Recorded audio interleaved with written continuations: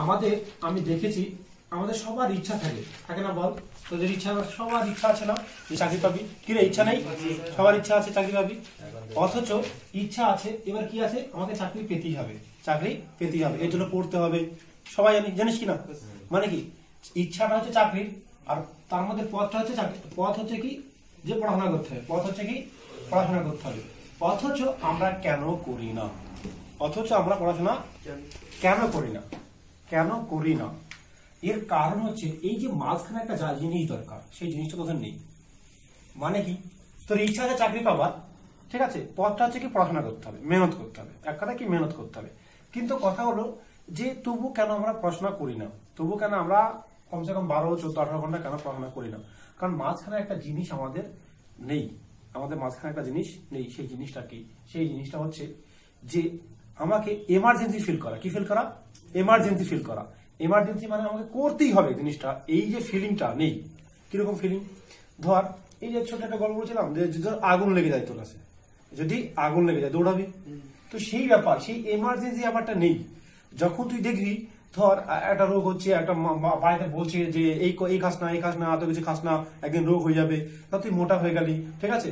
এবার তোর ইচ্ছা আছে, জানিস যে মোটাটা কমাতে হবে, বুড়ি হবে, সব আন্তর কমাতে হবে, জিম করলে সব জানিস, পথ সব জানিস, কিন্তু তবু করিস না।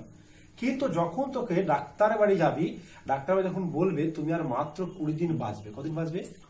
20 দিন বাঁচবে, যদি ধরো তুমি এইগুলো যদি না মানো, এইগুলো যদি না মানো, তখন কিন্তু তুই সব ভয়ে মানবি। বল, মানবি না? কেন মানবি? কারণ তখন এমার্জেন্সি, মানে তো দরকারই দরকার, বুঝা গেল? এমার্জেন্সি মানে দরকারই দরকার। তাহলে কি ভাবতে হবে যে আমার ইচ্ছা শুধু থাকলে হবে না, যে আমি চাকরি পাবো ইচ্ছা থাকলে হবে না, শুধু পড়াশোনা মেহনত করবো বললে হবে না। কি করতে হবে? এমার্জেন্সি ভাবতে হবে। কি ভাবতে হবে? এমার্জেন্সি ভাবতে হবে, যে আমার ঝড় হোক, বৃষ্টি হোক, জীবন যাক, খাওয়া হোক না হোক, আমাকে 10 ঘন্টা পড়তে হবে, এইটা হচ্ছে কম্পালসারি। এটা আমার কম্পালসারি, মানে এটা আমার কাজ, এটা আমার কাজ, এটা আমার কাজ, এই কাজটা না করলে হবে না। এইটা হচ্ছে ইমার্জেন্সি, যে আমাকে যাই হোক না কেন আমাকে 10 ঘন্টা পড়তে হবে। ধর আজকে আমি তোর 6 ঘন্টা ক্লাস নিলাম, তাও তো 10 ঘন্টায় পড়তে হবে। কারণ কি? কারণ আমার যে এমার্জেন্সি, প্রতিদিন যে এমার্জেন্সিটা হচ্ছে 10 ঘন্টা থাকে তার কোনো মানে নেই, তাই না? আমার কাজ হচ্ছে কি, আমার নিজে 10 ঘন্টা পড়া, কাজ হচ্ছে কি নিজে 10 ঘন্টা পড়া। এইটাকে সিরিয়াস নিতে হবে। কি নিতে হবে? সিরিয়াস নিতে হবে। এখন পর্যন্ত আমি চাকরি পাওয়ার পরে আজকে আমি মোটামুটি আগামী মানে গত 5 দিন মিনিমাম 16 ঘন্টা কাজ করছি। কত ঘন্টা? মিনিমাম 16 ঘন্টা কাজ করছি। তাই আজকের কাজের হিসাব বলতে তোদেরকে, আজকের কাজের হিসাব, আমি ঠিক 6:35 ঘুম থেকে উঠেছি, পুরো 6:35 পরে 8:30 পর্যন্ত কাজ করেছি। কাজ করার পরে 35 মিনিট বাথরুম ফ্রেশ করেছি। তারপরে 8টা থেকে পুরো স্টিল 9:30 পর্যন্ত কাজ করেছি। কাজ করার পরে 9:30 পর থেকে স্কুলের জন্য রেডি হয়েছি, ঠিক আছে। স্কুলের জন্য রেডি হয়ে 10:30 স্কুলে বেরিয়েছি। বেরোর পর স্কুলে পৌঁছেছি। স্কুলে পৌঁছিয়ে আমার দ্বিতীয় পিরিয়ড, চতুর্থ পিরিয়ড এবং পঞ্চম পিরিয়ড ফাঁকা ছিল। এই ফাঁকা পিরিয়ডে কাজ করেছি। কাজ করার পর বাড়িতে গেছি। বাড়িতে আজকে আমাদের 6 পিরিয়ডে শেষ হয়ে যায়। তো 6 পিরিয়ড যখন শেষ হয়ে যায়, তখন আমার বাড়িতে আসতে আসতে প্রায় 3:30 ছুটি হয়, প্রায় 4টে বেজে গেছে। 4টেতে আসার পরে ফ্রেশ হয়েছি। ফ্রেশ হওয়ার সাথে সাথে আবার কাজে বসে পড়েছি। কাজে বসার পরে 1 ঘন্টা কাজ করেছি। মা খেতে দিয়েছে, খাবার খেয়েছি, কাজ করছি। কাজ করার পরে নামাজ পড়লাম। নামাজ পড়ে আবার কাজ করেছি টেবিলে। করে এসে তোদেরকে একদম পড়াতে গেছি 7টার সময়, এখন পড়াচ্ছি। তাহলে বুঝতে পারছিস, 1 মিনিট না কারোর সঙ্গে কথা বলেছি, না কোথাও বেড়াতে গেছি, না টিভি দেখেছি, না ফোনে কিছু দেখেছি। বল, তাহলে আমার কি দরকার ছিল? কেন বলতেন? কারণ আমি এমার্জেন্সিটা বুঝি। কি বুঝি? এই এমার্জেন্সিটা বুঝি। আজকে যদি আমি 10 ঘন্টা মেহনত করি, আজ থেকে 10 বছর পরে কি আমাকে 10 ঘন্টায় 10 মিনিটে মেহনত করতে হবে না, 10 ঘন্টায় 10 মিনিটে মেহনত করতে হবে না। আমাদের যদি 10 জনও ছেলে হয়, তাদেরকে 10 মিনিটে ভাবতে হবে না চাকরি করার জন্য। বোঝা গেল? কারণ আজকের এমার্জেন্সি কালকে আমার টাকার পাহাড় বানিয়ে দেবে, বা সাফল্যের পাহাড়। টাকা তো বড় কথা না, টাকা তো আসবি। তুই যদি কামিয়াবি হয়ে যাস, তুই যদি সিরিয়াস কিছু চাকরি পেয়ে যাস, টাকা তো আসবি। কিরে, চাকরি পেয়ে তো টাকা তো অটোমেটিক আসবে, তাই না? কিন্তু কি আসবে না? কি আসবে? সাফল্য আসবে না, সফলতা আসবে না। সফলতা সিঁড়িতে পৌঁছাতে গেলে এইরকম ওয়ার্ক দরকার। বোঝা গেল? তো এইরকম আমার করবি সবাই। একদম এমার্জেন্সি ফিল মনে হবে যে আমার 10 ঘন্টা পড়া চাই। বোঝা গেছে? তো চলো আজকের ক্লাস আমরা যেটা চলছি, হ্যাঁ সেটা আমরা করব। এবার কিছু কথা যে বললাম, তোমরা যারা এই ভিডিওটা দেখছো তাদেরকে ছোট্ট একটা রিকোয়েস্ট, অবশ্যই সাবস্ক্রাইব করে নাও, এবং সাবস্ক্রাইব করতে যদি ভুলে যাও সাবস্ক্রাইবটা আবার করে নাও, আর অবশ্যই বেল আইকনটা হিট করবে, ঠিক আছে। এবং তার পরবর্তীকালে যে অবশ্যই শেয়ার করো, কেমন কথাগুলো লাগলো আমাকে কমেন্ট বক্সে জানাও তোমার এই কথাগুলো। আমাদের লাইভটা চলছিল অনুপাত সমানুপাত, তাই তো, অনুপাত ও সমানুপাত। চলো একটা অঙ্ক করি। তোমাদেরকে বলি আমাদের একটা কোচিং এর পড়াশোনা চলছে। তুমি যদি আমাদের কোচিং আসতে চাও তাহলে আমাকে কিন্তু হোয়াটসঅ্যাপ করতে পারো। অনলি হোয়াটসঅ্যাপ করে প্লিজ 7076650708 এই নম্বরে হোয়াটসঅ্যাপ করবে।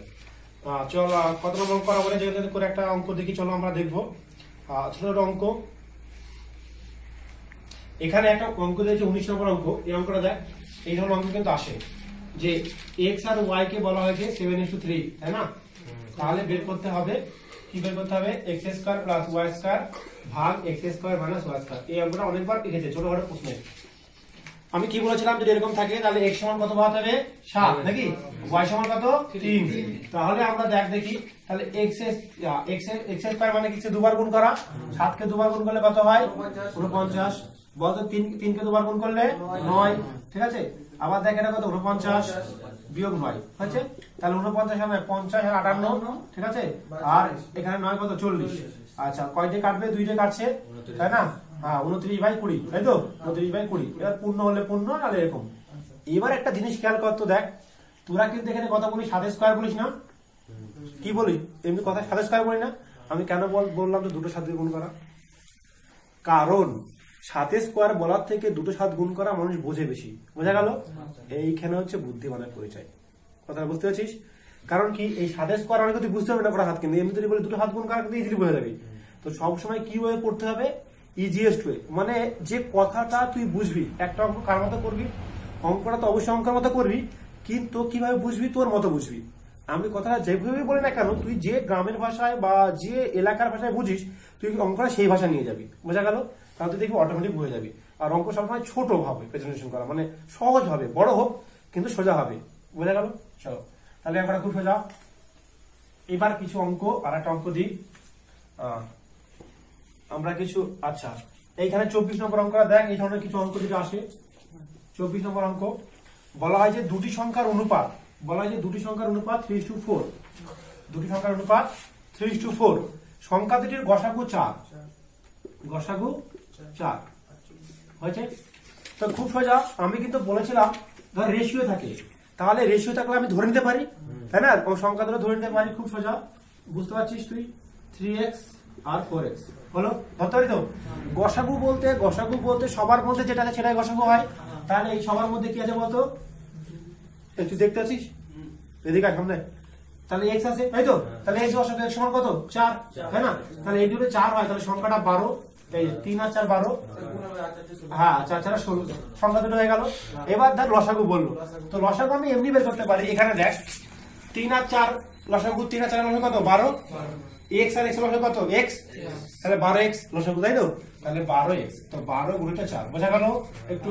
12x সমান কত 4 × 48। তুই যদি না বুঝতে পারিস এখান থেকে বের করতে পারিস। 16 কে 16, 16 দোকানে, তাই না? 48 লসাগু। কি করে লসাগু বের করে, লসাগু বের করে কাটাকুটি করতে হয়, নাকি?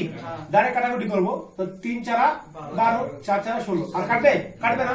তাহলে কোনটা পড়ে থাকলো, 3 পড়ে থাকলো, 3 16 48। যেও বুঝবি বুঝে যাবি। বোঝা গেল? হ্যাঁ, যেও খুশি করা বলি কথা, যে কোনো প্রসেস কোনো ব্যাপার না। হ্যাঁ, কোনো কথা নেই। তাহলে আমরা আরেকটা করি।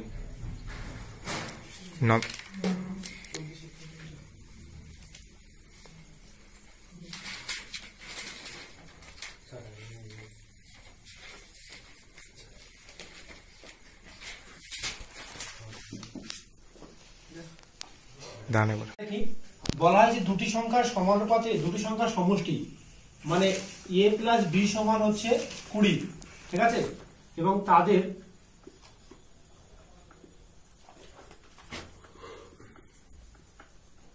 মধ্য সমানুপাত হলো 8, ঠিক আছে। 32 নম্বর অঙ্কটা মধ্যে সমানুপাত 8। তো এই অঙ্কটার অপশনগুলো আমি দিচ্ছি, তোমরা তোমাদের হোমওয়ার্ক থাকলো, কে কত পারো আমাকে দেবে। 16 32 4 16 4 8 D 8 16।